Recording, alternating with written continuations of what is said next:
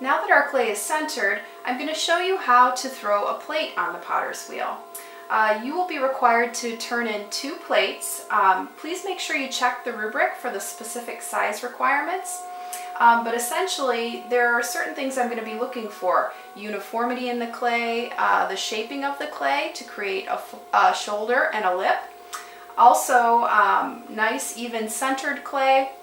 And we'll move through all of those different steps and how to get to those things in just a minute here.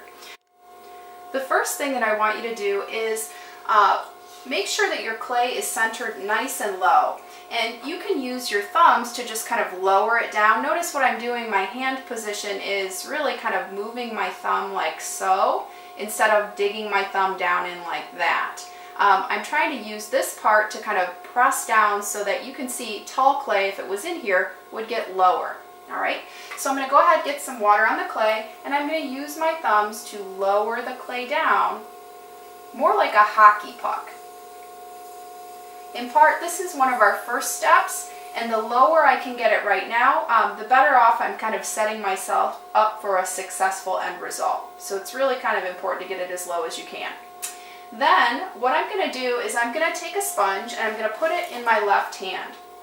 Squeeze out a little bit of the water. I want a little in there, and I'm going to make a fist and put my right hand around it. I'm going to be holding this part of my hand as level and flat as I can, and I'm going to push down onto the clay.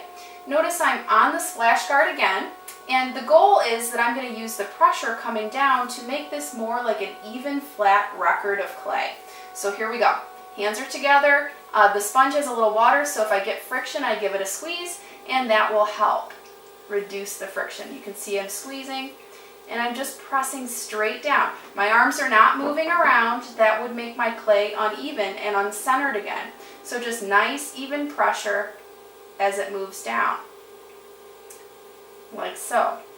Now, something that's beginning to happen I call mushrooming, and what that means is the top is wider than the base. You can see my finger is kind of in a little bit further at the bottom than it is at the top. And if I continue to press down when it's mushrooming, what will happen is the clay will kind of fold over and there'll be a little empty pocket like so.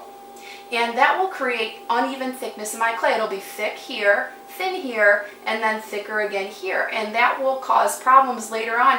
These thin areas will be weaker and could potentially rip off when I'm shaping my plates. So really important to not have that happen. Here's how you prevent it. When I notice it's mushrooming, I'm going to take my right hand, and at about 3 o'clock, I'm going to hold nice and tight, stabilize on the splash guard. I'm going to just press inward so that my walls become more vertical. Kind of like that, straight up and down. Then I'm going to hold my sponge at a 45-degree angle, and I'm going to reverse the mushroom, meaning I'm going to make the base wider and the top narrower. So I'm going to hold, and this hand is the helper, this hand is the tool. I'm directing with this hand is holding nice and tight. And I'm just going to press down, and you can see I'm kind of reversing the mushroom. So now I have a narrow top and a wide bottom. And from there I can go back to applying pressure, and my clay should not really mushroom on me anymore as I bring it down. And if it does, I know how to fix it. I can just kind of press it in and then press it down. Now, my goal when I'm making this even kind of record or disc of clay is to get it nice and even all the way across. You'll notice here it's high, low, and then high again. I want it flat. And also I want it to be about a ½ inch in thickness, about that thick. And there's a way I can check that. I'll show you in just a minute when I get it even. Now, to get it even, I can continue using my fist, or I can apply just a little bit of pressure. Now, this hand is the tool. I'm just pressing down with nice stiff fingers, and then this hand is kind of helping to guide it. You'll notice that when you're working on the potter's wheel, whether you're left-handed or right-handed, both hands have to be involved in the process. So to get this even, all I did was I pressed down in the thick areas, and then I used my hand to kind of pull that pressure outward to redistribute the clay to these thinner areas. So in thin areas, I wouldn't push very hard, In thick areas I would, so I have to change my pressure. Here it's a little thick, so I'm going to apply some pressure. I can also kind of, if the whole thing is thick, go ahead and press, create a little dimple, and then pull that little dimple of clay all the way out to the edge. And I can adjust my pressure as I move to the edge, or I can keep it consistent if I'm already really close to an even disc of clay. I can also just kind of apply pressure in certain spots where I need it instead of making one fluid motion.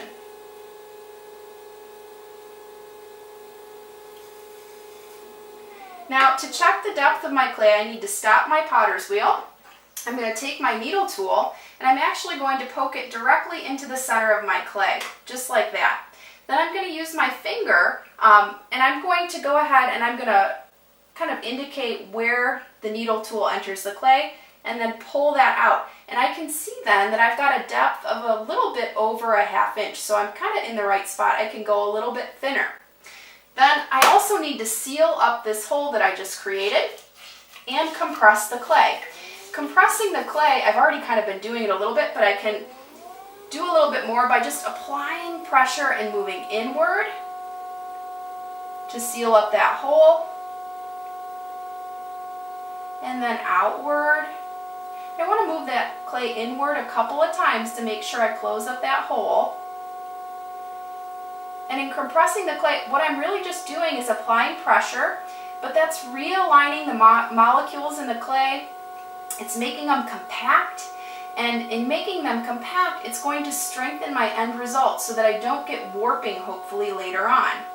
Okay, now I'm at about a ½ inch here, so I'm ready to move on. Quick little trick, if this was not perfectly centered, I could actually hold my needle tool, put my arms on the splash guard, hold it straight up and down, and normally I would work in front of myself, but so that you can see I'm going to work a little bit more over here, and hold this super duper tight, and very slowly I would lower it down and let it cut off any uneven edges.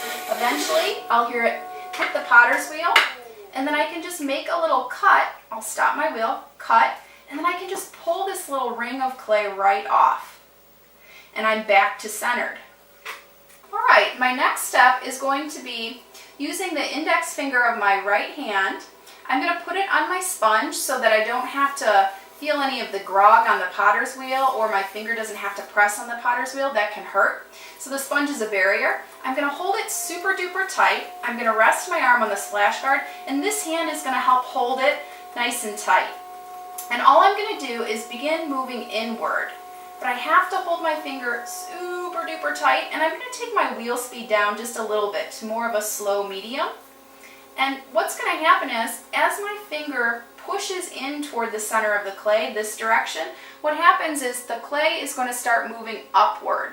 And I'm going to raise this clay up about 2 inches in height, which will give me a surface to create a shoulder in and then a lip, which will make a finalized plate. So I'm going to hold my finger nice and tight, and I'm going to begin moving inward, and this hand is just really helping this hand stay stable. Now, if you want, you could use a ruler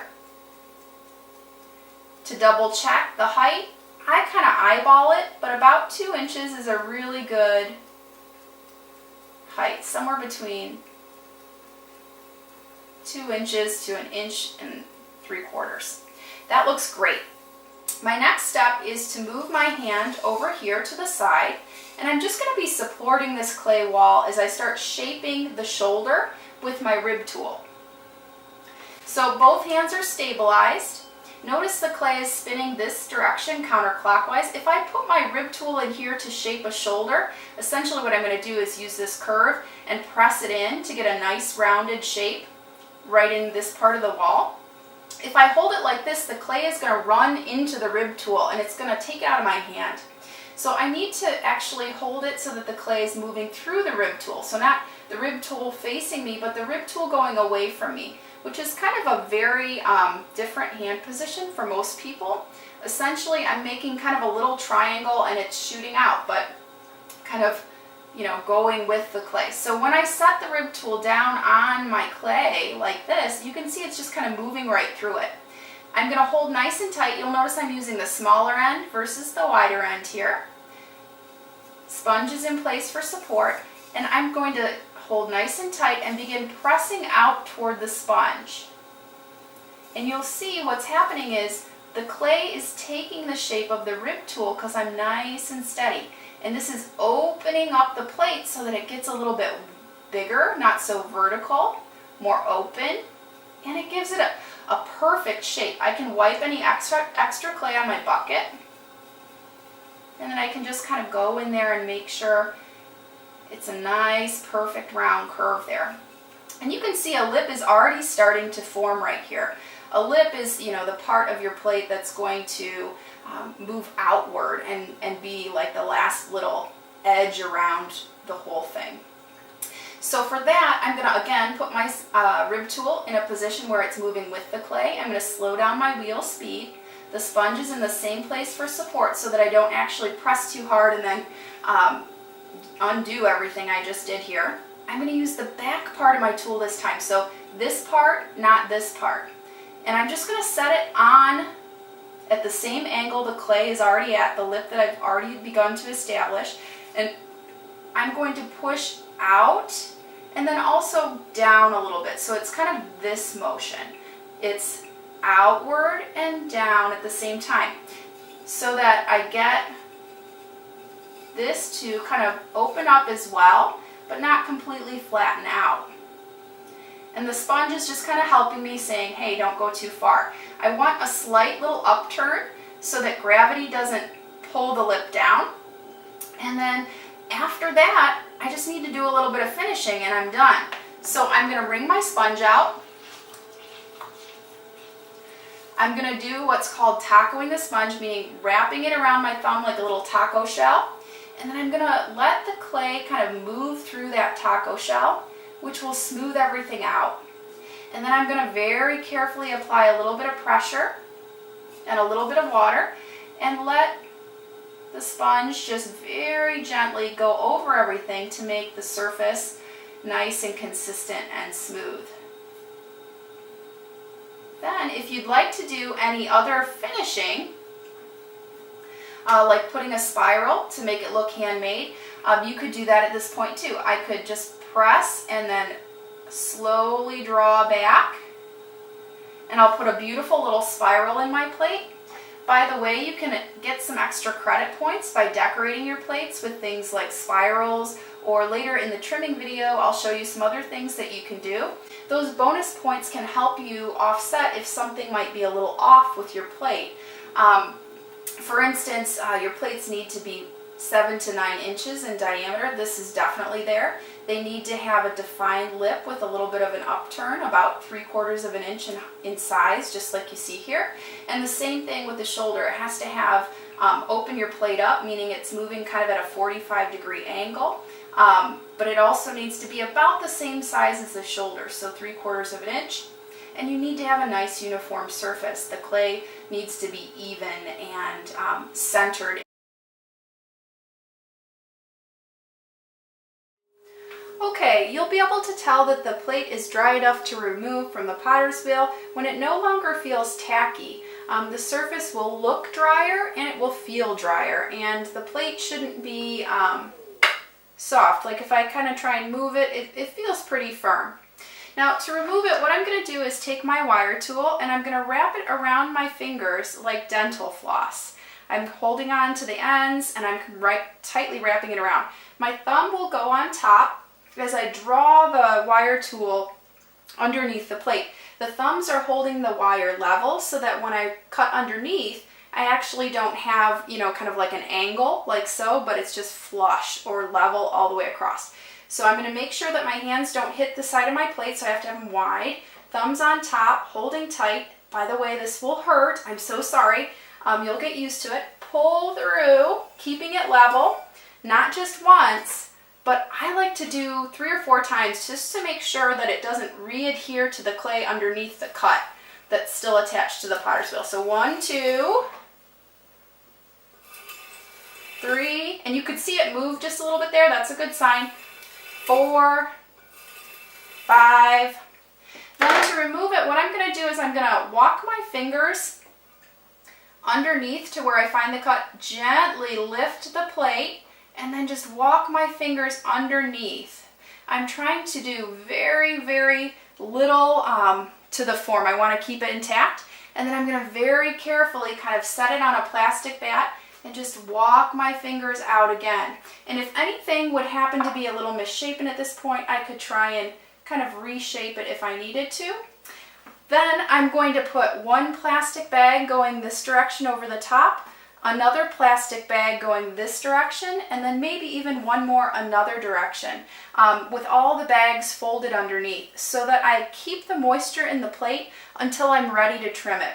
This should go in your class locker, and then you should lock your locker to ensure that nobody confuses your plate with their own. Okay, that's your little security. So make sure that you do that before you begin cleaning up. Okay, there are a couple things I'd like you to know. Number one, I made this look really easy, but that's because I've been throwing plates for many, many years. Learning to work on the potter's wheel is a progressive thing, meaning you might connect with something one day, not the whole thing, but step by step you'll get there. For instance, one day you're able to bring the clay down nice and flat. That's a success for that day. The next day, maybe you can raise it up and create a shoulder. That's another success. So keep working with that mindset that every day you're trying to get just a little bit further, a little bit closer, a little bit better. Okay, and you will get there. The other thing I want you to know is that I'd like you to make as many plates as you possibly can. You have to turn in your 2 best plates to be graded. However, that doesn't mean that you shouldn't make 5 or 6 so that you have options and you really truly can get the best grade possible. Plus, those little oopsies along the way will help you refine your skills and know what a high quality end result looks like. So make as many as you can. And lastly, don't forget that you can get extra credit points for decorating your plates. Let's say everything about this plate is perfect, except it's a little small. It's not 7 to 9 inches. Well, I could decorate it with a spiral or later draw a design into the plate when it's leather hard and get those points back and still get a really good score on my plate. So don't forget that you have that option available to you too, okay? You can do this, and I can't wait to see what your plates look like. Good luck.